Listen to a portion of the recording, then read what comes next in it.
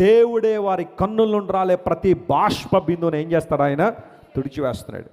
దేవుని బిడ్డ నమ్ము, ఈరోజు ఏ కన్నీటితో అయితేనే ఉన్నావో, ఏ బాష్ప బిందువులతో అయితేనే ఉన్నావో, దేవుడు వాటిని తొడవడానికి ఎలాంటి వాడు? ఆయన సామర్థ్యం కలిగిన వాడు. అఫ్కోర్స్ ఈ మాట మనం చదువుతున్నప్పుడు మనం పొందబోయే నిత్య మహిమకు సాదృశ్యంగా, నిత్య మహిమలో కన్నీరు లేదు, పరలోక రాజ్యంలో ఏం లేదు చెప్పండి.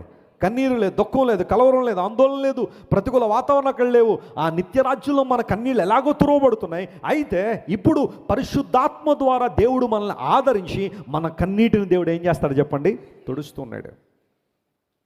నీవు కన్నీరు కారిస్తే చూడాలని చాలామంది అనుకుంటారేమో, నీ కన్నీటిని హేళన చేసేవాళ్ళు చాలామంది ఉంటారేమో, నువ్వు ఏడిస్తే పండుగ చేసుకునే వాళ్ళు చాలామంది ఉంటారేమో. కానీ నీ దేవుడు అలాంటి వాడు కాదు. నీ కన్నీటిని తొడవాలని ఆయన ఆశిస్తున్నాడు.